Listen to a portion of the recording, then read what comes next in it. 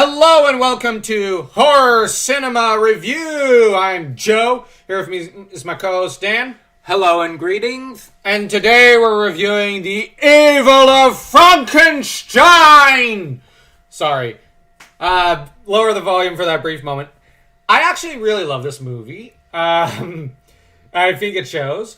So far, the Frankenstein series has been really good. This movie, I find, is a direct sequel to the previous one. Except Hans speaks with, I think it's a French accent. And I just simply rationalized it as, before, in the previous movie, they were speaking in Hans' native language. Now they've switched to speaking in Swiss or something. So it's the professor's, Victor Frankenstein's native language. So he has a slight accent. That's how I rationalize it. As for why he looks different, I just pretend I don't notice that, because it's like Bond.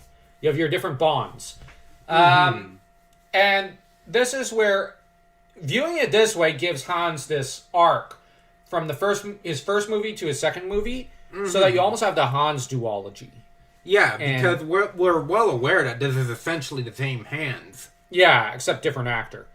This is also a soft reboot for the series, as by this time, Hammer had finally gotten the blessings of Universal, who decided to offer up some funding and support for them. Good on Universal at the time. And that's why the plot shares quite a few similarities to Universal Frankenstein movies, which, okay. There were some minor retcons, but at the same time, if you want to look at the Burgomaster and constables as having been part of that conspiracy to oust Frankenstein that was Elizabeth and Paul were part of, it could still be fairly consistent. The only thing is, how I'd probably rationalize the timeline would be that Victor ended up creating, after his first failed monster, when he returned to his castle before he fled his home, was that he was in secret. He ended up making a second monster, having renovated his lab a bit more and upped his funding on it. He made a second monster, and after having murdered Elizabeth and Paul, and the locals were not exactly impressed with this murdering mad scientist, who had actually become more isolational and reclusive than before, and he tried to interfere with their killing of his monster. The monster fled, and Victor, because the monster became addicted to raw meat for some reason, Victor had not yet worked out the kinks in his experiments. As we saw in the previous movie, his experiments often were left when agitated with a cannibalistic desire for raw meat of any sort. And Victor was chased out of town because, well, the locals don't like him. Well, he is blaspheming against nature. Yeah. But on the other hand, you have the Burgomaster and the constable who were hungry for his wealth. And now the law states that they could seize the wealth and his possessions, but it'd have to go into the state and whatnot. But the problem is the Burgomaster and the constable seized everything for themselves. So really, they weren't really acting because they thought he was blaspheming against nature or he was really evil. They just thought, ooh, opportunity. Gobble. Yeah, they're evil. And you have Victor, who, meanwhile, has had a corpse stolen by a local criminal and drunk. And in order for him to grab the heart from a dead youth, one that's still warm, it's mentioned, that's a little creepy, to run some of his experiments with Hans.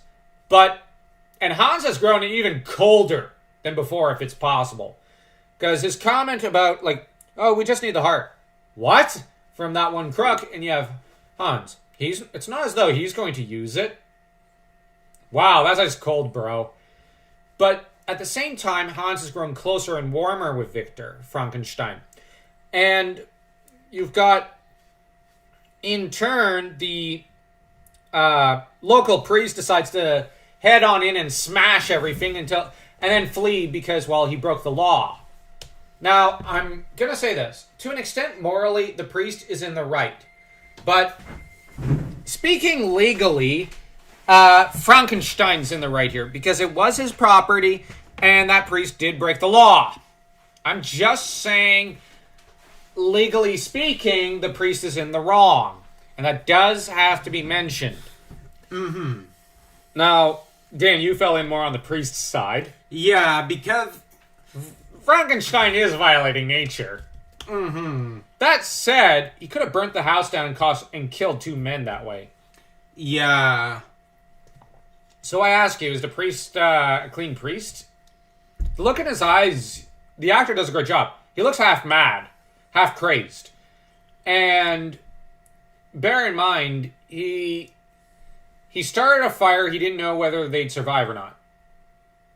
And he did, I'm just saying, he might not be clean himself. Mm-hmm. That's the thing about these movies. The horror is that there are very few good people. Yeah. Now, that said, Victor and Hans... Now, Victor walks away a broken man, saying they always ruin everything. Why must they continuously hunt me? I'm not bothering them.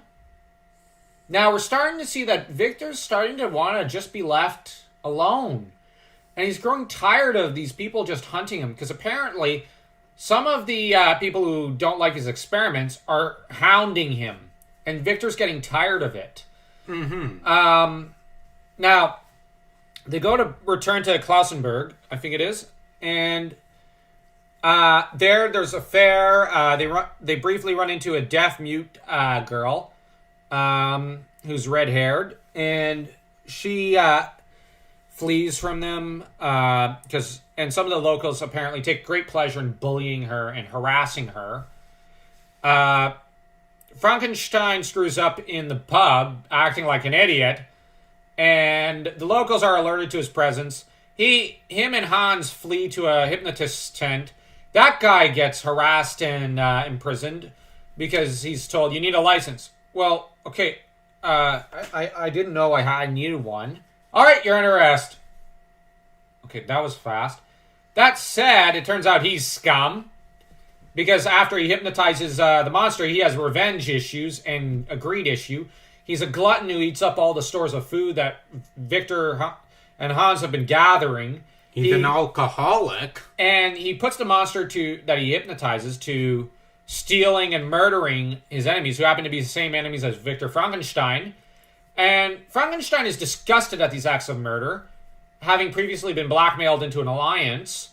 Because the monster they found in the mountain, frozen in the mountains. We're not going to comment on the cheap plastic, almost. It's the stereotypical Frankenstein that we all imagine him to be. Yeah, and Frankenstein just wants to run his test on his creation, and he no longer wants to actually publicize or make public what he's done. He no longer cares about medical boards and theses and whatnot like he used to. Apparently, just wants to write his own notes. That's it. And if they're posthumously published, great. If not, whatever. Mm-hmm. He did his duty to science. But the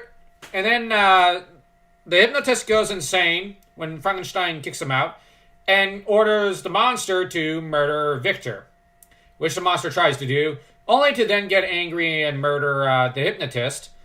And later becomes possessive of the deaf-mute girl, who becomes increasingly frightened towards him as he becomes a little violent towards her. And Hans becomes increasingly protective of her, having, it seems, fallen in love with her now. And she seems to be falling more and more for Hans.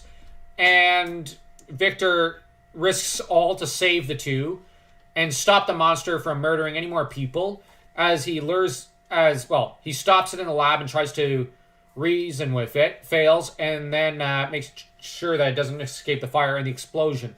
Now, Victor survives, the cunning devil. But just as the constable arrives to rally the people to kill him, he concludes, well, Victor Frankenstein is dead, and Hans escapes the castle, presumably with Victor Frankenstein, some of Victor Frankenstein's notes. Others are probably saved by Victor Frankenstein himself. And presumably Hans goes on to marry that deaf-mute girl and live out the rest of his days as possibly one of the most successful doctors and medical minds in Europe and in the world. Let me say that right. In the world! But the thing is that's really noticeable as well is that Victor Frankenstein, close to the beginning, actually asks Hans, "Why do you stay with me? You get nothing but trouble by sticking with me, Hans." And the way Victor Frankenstein says it is he genuinely thinks Hans should ditch him. If Hans, "I don't care. I get a lot from you, Professor, such as knowledge for one thing. Is it really worth it? I think so. I think you're going to succeed, and I want to be part of that success, and I want to record it for future generations." I think he also adds, I forget. It's been a day since I watched the movie. And it's really interesting that they have a very, very close-knit friendship in this movie. In the previous movie, they were getting close, and they amused each other. Now, they genuinely care for one another. And I would almost say that Hans has become a bit like a son to Victor. Mm-hmm. And I would suggest that the reason why Victor Frankenstein did not include him in the experiments in the next movie is that I think he wanted to distance Hans from himself so that Hans could salvage his career and reputation and whatnot and settle down and not be chased from area to area. No, like, basically, as much as he loved having Hans around, as a father loves to have his son around, he saw it as it's time for the son to marry, have kids, and be pushed out of the nest. And it's time for Dad here to retire and leave him in peace. Mm-hmm. And that's where...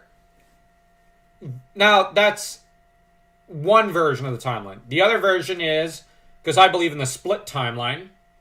Yeah, same here. Okay. But the split timeline, I'm a splittist here in that I would propose that in the timeline. The other proposal is given Frankenstein must be destroyed! And the Frankenstein's monster from hell! In there, Frankenstein goes insane due to the explosion and the resultant loss of his monster, and doesn't care about Hans, and just goes cuckoo and vows to complete his experiments no matter the cost, and returns to London, where, well, he goes to carry on many of his experiments in Frankenstein Must Be Destroyed. But in the other timeline, the redemption timeline, Victor Frankenstein becomes a tired old man who sees it as, I don't want to trouble my kid, but I want to settle down. I want to retire. I'm tired. I'm tired of running around like a criminal. I have one last theory about souls, to crack. Once I do that, my work is done, and I'm ready to retire. But the thing is, things don't go as planned in the next movie. As Cinemassacre has noted very brilliantly, and they're perfect in, well, I say they because it's multiple people who always work on those videos, but James Rolfe's perfect reviews of these movies. And the next movie, in some ways, is asking, what's the greatest evil amongst different groups? And it's a horror piece as well. It's great. So how would you rate this movie? I'm going to rate this one probably a 3.1 again. I really like this movie. Because one thing that I do want to comment on is the deaf and mute girl. The insane scientist and his apprentice don't treat her like she's... Frankenstein almost seems fond of her. And even smiles at her a few times, lets her watch very closely as he works on during the experiment, some of the experiment scenes, and he generally even treats her gently when she's trying to panic and tell him, like the hypnotist is back and whatnot, and he's sending the monster to kill you. You have Victor just he does roughly grip her chin at one point. He says, "What are you trying to tell me?" Treating her like if she were okay. I'm just saying. If she was able to speak, he's treating it like anything she says is important. So he apparently considers her an important person. And that's interesting. Hans, of course, is in love with her. So, and I think Victor, being aware of that and being very fond of her as she's a broken thing like himself, it's like the Raceland Magier thing, like with Boo Boo. He loves her because she's broken like him. And he takes pity on her. But I think that he also sees her as, well, this is the woman Hans has chosen. I'm going to respect that, and I'm going to treat this girl as though she were my daughter-in-law. And he treats her with a great deal of respect. And yeah, he's a little rough with her in that scene because her panic quickly gets transferred to him because he knows that she doesn't panic over nothing. Yeah, and it's like the hypnotist treated her like she was dumb. The people that are calling Frankenstein evil treat her like garbage. Like she doesn't know anything. That she's retarded. Exactly. I don't like using that word, but it's apt here. Mm-hmm. And even the hypnotist treats her like she's either a sex doll or just a freak. And here it is. Hans treats her like she's gold. Mm-hmm. Like she's a goddess. It's like the hypnotist treats her like, oh, even if she sees it, she can't say anything. Whereas, yeah, Frankenstein seems to treat her almost like his daughter-in-law. But he also treats her very gently in a few scenes, leaving her be, or otherwise, I think even letting her taste some of the wine, but he doesn't really say too much.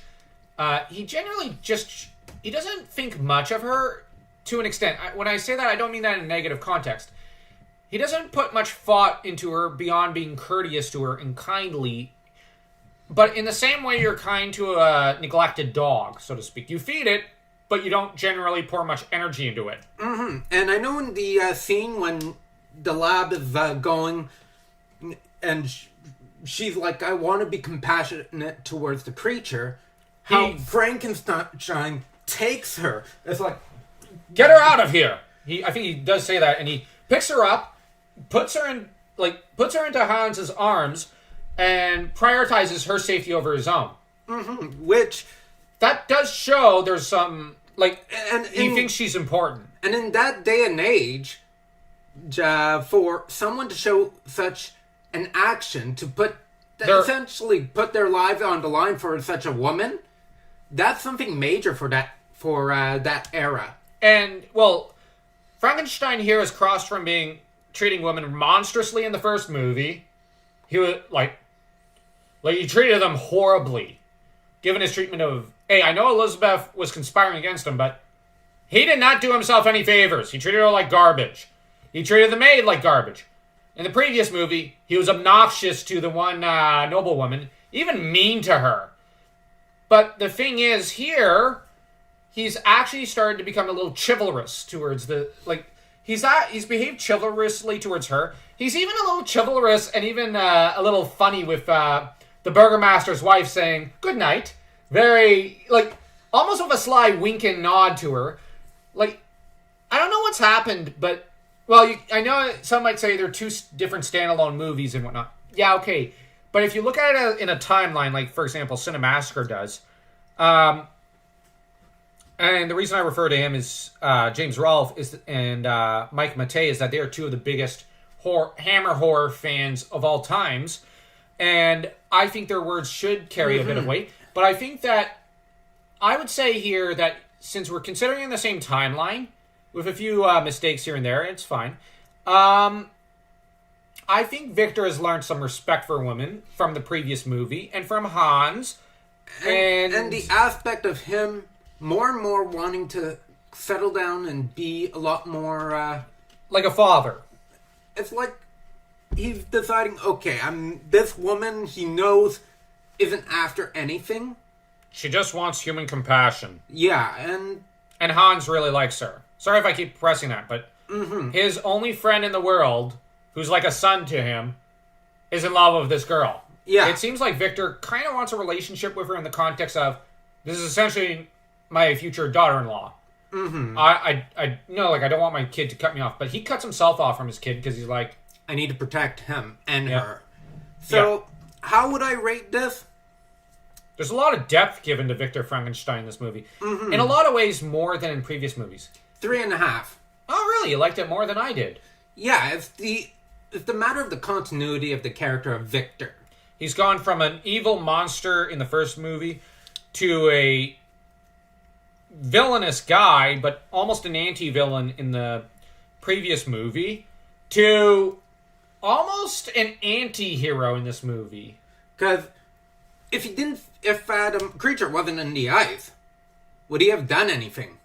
No. No. He would have just wanted his stuff back and sold it and to make money to continue his experiments. But I don't think he'd harm that one woman. No. Actually, he seemed willing to take her onto his team because she gave them food the first night. Actually, if you notice how much of the bread he takes very little, while Hans takes a little back and gives it back to her. It seems a very chivalrous act that Victor made while he was starving himself. I don't mean that literally. I mean he was very hungry himself. Prioritizes letting the kids have the food. You know what I mean? It's a very fatherly act, and every scene that he has with her, he demonstrates some courtesy and even kindness towards her. And it's very interesting just seeing how he's evolved. Mm-hmm. And when we're looking at the series, whether it be books or movies, or even... Yeah? A character has to be able to change. There has to be a fluidity of the character. And that's why I have a problem with the last two movies. Because he just returns to being even more psychopathic than in the first movie. Exactly. And the reason I have a problem with that is, if this is a series... Not to mention the last movie is just trash. But the thing is, Frankenstein must be destroyed. I hate that rape scene. I really, really hate it. I don't think it has any place in the movie. Nobody wanted to have that scene shot. Terrence Fisher didn't. The actress didn't. I think her name's Veronica. And I'm going to have to remember her surname for later. And Peter Cushing really didn't want to because he was a chivalrous great guy. And, that was forced on them by the studio to sex it up. But it doesn't sex it up. It makes it disgusting. And it's out of character for Victor Frankenstein to rape a woman. If he's going to use a woman, it would be to use and throw away. Mm-hmm. Now, there's another Frankenstein movie, an attempted reboot with Ralph Bates, who was a brilliant actor, but that movie doesn't really fit in this continuity, so we're not going to view it.